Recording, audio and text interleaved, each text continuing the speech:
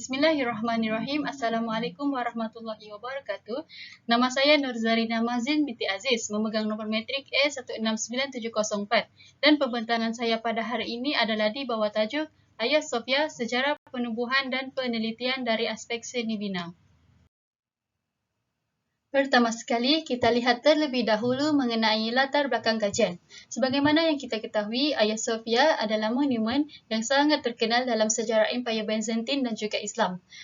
Ianya telah mengalami banyak peristiwa sejarah sejak zaman Rom Byzantine dan mempunyai keunikannya yang tersendiri. Dan dalam kajian ini terdapat 3 komponen utama yang akan diberikan perhatian, iaitu aspek sejarah, aspek seni bina, serta pertemuan dua agama sepanjang pembangunan Hagia Sophia. Seterusnya adalah berkaitan dengan permasalahan kajian.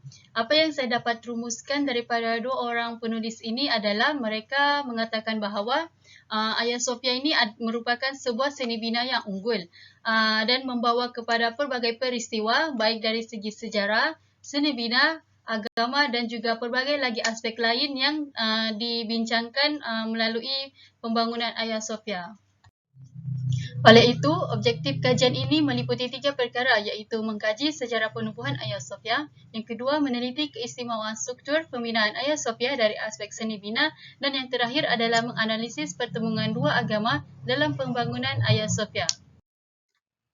Manakala, metodologi kajian ini pula meliputi kajian kualitatif sahaja, iaitu berasaskan analisis kandungan, etnografi dan juga sejarah melalui sumber primer dan juga sumber sekunder. Masuk kepada dapatan kajian, iaitu mengenai sejarah penubuhan Hagia Sophia melalui objektif pertama, iaitu Hagia Sophia telah mengalami beberapa peringkat perubahan yang mana pada awalnya ianya merupakan binaan yang ketiga di bawah tapak yang sama yang telah dibina pada tahun 532 oleh Justinian.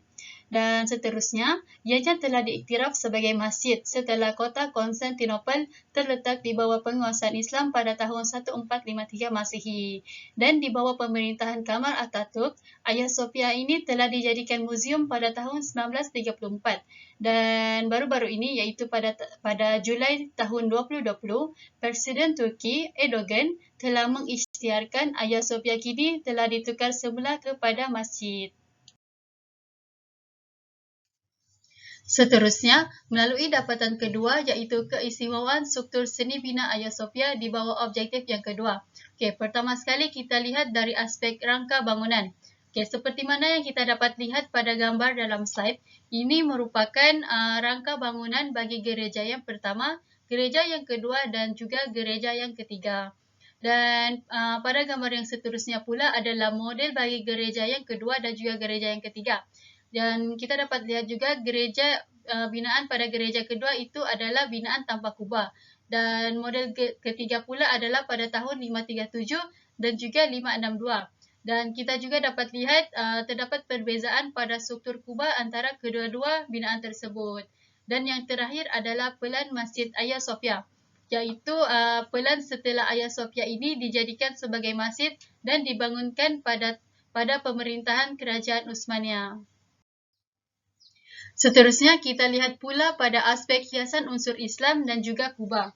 Hiasan unsur Islam ini diletakkan bagi menutupi unsur-unsur Kristian yang mana ianya mula diletakkan pada tahun 1603 di bawah pemerintahan Sultan Ahmed I. Dan manakala kubah Hagia Sophia ini telah dibina oleh Isidorus setelah runtuh akibat bencana alam yang berlaku pada tahun 553 dan juga 557. Dan kubah ini sentiasa diperbarui pada pemerintahan seterusnya kerana berlakunya bencana dan juga perang. Masuk kepada objektif ketiga iaitu di bawah subtopik pertemuan dua agama dalam pembangunan Hagia Sophia. Persoalannya bagaimana pertemuan dua agama ini boleh berlaku dalam Hagia Sophia? Pertama sekali kita kena ketahui bahawa Hagia Sophia ini telah dibina sebagai sebuah gereja Kristian Ortodoks pada zaman sebelumnya. Dan setelah Kerajaan Utsmaniyah menguasai kota Konstantinopel, pelbagai elemen seni Islam telah ditambah seperti menara, mimbar, kaligrafi dan sebagainya. Maka disitulah berlakunya pertemuan seni dan budaya antara agama Kristian dan juga agama Islam. dan ianya telah menjadi inspirasi kepada pembinaan beberapa buah binaan lain di sekitar Istanbul. Sebagai contoh, Masjid Sultan Ahmed atau dikenali sebagai Masjid Biru. Dan seterusnya kita pergi kepada isu perubahan status Hagia Sophia. Setelah Erdogan mengisytiharkan Hagia Sophia sebagai masjid semula, berbagai isu yang timbul terutamanya yang melibatkan unsur keagamaan. Dan sebenarnya perkara ini perlu dipahami dari aspek undang-undang mengenai sistem hartanah di negara Turki. Dan hasil daripada pembacaan dan juga kajian saya, Hagia Sophia ini seharusnya kekal sebagai masjid dari sudut undang-undang kerana ianya telah didaftarkan di bawah nama Yayasan Sultan Muhammad Al-Fatih dan tiada ada sesiapa yang boleh mengubah statusnya kepada muzium ataupun kepada gereja semula.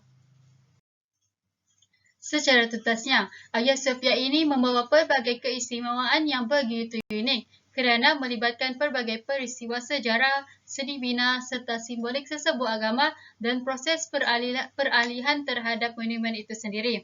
Dan pelbagai interpretasi yang muncul apabila berlaku perubahan status terhadap monumen ini. Walaupun sebenarnya terdapat piagam dan undang-undang yang menetapkan bahawa status Hagia Sophia ini tidak boleh diubah dan perlu dikekalkan sebagai sebuah masjid. Dan berikut merupakan beberapa lampiran iaitu contoh bagi gabungan kesenian Islam dan Kristian dalam satu binaan yang terdapat pada Hagia Sophia. Dan gambar di bawah itu pula adalah hari di mana Presiden Turki Erdogan telah mengisytiharkan Hagia Sophia sebagai masjid. Dan ini pula adalah lawatan saya secara maya ke Hagia Sophia di Istanbul, Turki. Sekian, itu sahaja daripada saya. Assalamualaikum warahmatullahi wabarakatuh.